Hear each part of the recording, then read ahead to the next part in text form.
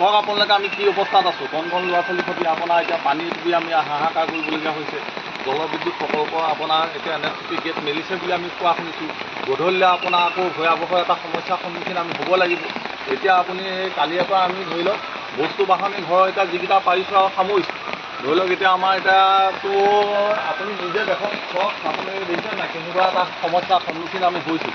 তেখেতসকলে এই 5 বছৰ কৰিলে কি 15 বছৰ কাৰ্যকালত তেখেতসকলে একোৱেই নকৰিলে বানপানী সমস্যা স্থায়ী সমাধান কৰিম বুলি। এইটো তেওঁলোকে ৰাষ্ট্ৰীয় সমস্যা হিচাপে ঘোষণা কৰিব লাগে। অসমৰ ৰাইজৰ বানপীড়িত ৰাইজৰ এইটো এটা ডাঙৰ সমস্যা, এইটো ৰাষ্ট্ৰীয় সমস্যা হিচাপে তেওঁলোকে ঘোষণা কৰিব লাগে। এইটো আমাৰ আজিৰ সমস্যা নহয়। এতিয়া ঢেকীয়াখোৱা বৰনামঘৰ এটা হিন্দু মানুহৰ পবিত্ৰ নামঘৰ, নামঘৰৰ কাষৰে আমাৰ এইটো ঘৰ। আপোনাৰ ধৰি লওক কাষৰ এইটো 100 মিটাৰ ৰাস্তা, 100 মিটাৰ দূৰত্ব এটা ৰাস্তা। এই ৰাস্তাটো আপোনাৰ চকচোন কি অৱস্থা, এতিয়া নাও চলি আছে।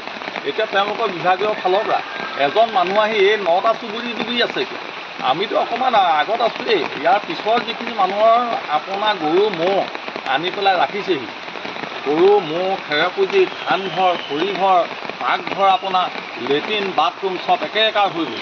মই ইয়াতে আপোনাক এটা কথা সুধোঁ, বিগত আপোনাৰ যোৰহাট সমষ্টিৰ সাংসদ তপন গগৈ ইয়াৰ আপোনালোকে কিবা সমস্যা সমাধানৰ উপায় ৰাস্তাৰ পদূলিৰ বিষয়ে অৱগত কৰিছিলে নে তেখেতক? আপোনাৰ তপন গগৈতো আপোনাৰ ইয়াত দেখাই কৰিবলৈ নাহিলে। তেওঁ আহিলে আৰু ৰাস্তাই আহিলে ঢেকীয়াখোৱা বৰনামঘৰত আপোনাৰ সেৱা জনালে। সেৱা জনাই তেখেত আৰু আপোন ধাৱমান হ'ল। আমাৰ ইয়াত বোলে বানপানীৰ সমস্যা হোৱা জেগা তেওঁলোকৰ আগৰ পৰা ইয়াত পাই গৈছে। তেওঁ আগৰ 5 বছৰত তেওঁ ইয়াত পাই গৈছে যে মানে বানপানী হোৱা জেগা তেওঁলোকৰ ভালকৈ চৰকাৰী বিভাগীয় জানে যে এইখিনি জেগাত বানপানী হয়। এই দুখৰ সময়ত তেখেতে আমাক এটা মাত মাতিবলৈ এতিয়া অহা নাই। এতিয়া আপোনাৰ ৰাইজৰ বিয়াহাত খং উঠি আছে। তাৰমানে কেলৈ তেওঁলোকে স্থায়ী সমাধান এটা বানপানী কৰিব লাগে।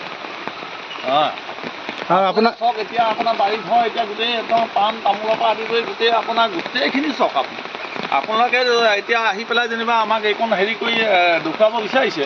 আপোনালোকৰ আপোনাৰ হেৰি নাই, কিন্তু আমাৰ বিভাগীয় কৰ্তৃপক্ষৰ ফালৰ পৰা এতিয়া SDC ফালৰ পৰাই হওক, প্ৰশাসনৰ ফালৰ পৰাই হওক বা আমাৰ বিধায়কৰ ফালৰ পৰাই হওক, এই বোলে ইয়াত কি খাবলৈ পাইছে, কি খাবলৈ নাই পোৱা, গৰু ম'হ ছাগলী কেনেদৰে আছে, তেওঁলোকৰ অতদিন বিভাগীয় মানুহ আহি ৰাস্তা কাণৰ পৰা হ'লেও খবৰ এটা আমাক ল'ব লাগে। এতিয়ালৈকে এই পৰ্যায়লৈকে তেখেতলোক অহা নাই ন? চৰকাৰী পক্ষ কোনোবা অহা নাই? কোনো চৰকাৰী পক্ষৰ মানুহ এতিয়ালৈকে দেখা সাক্ষাৎ হোৱাই নায়েই। আপোনাৰ এতিয়ালৈকে আপোনাৰ কোনো এজন মানুহ আমাৰ 10 নং ৱাৰ্ডৰ কংগ্ৰেছী বিধায়ক সেইটোলে ৱাৰ্ড মেম্বাৰজনৰ বাদে আমাৰ ঘৰত এতিয়া কোনো মানুহ এজনে খবৰ ল'বলৈ অহা নাই। এজন ৱাৰ্ড মেম্বাৰ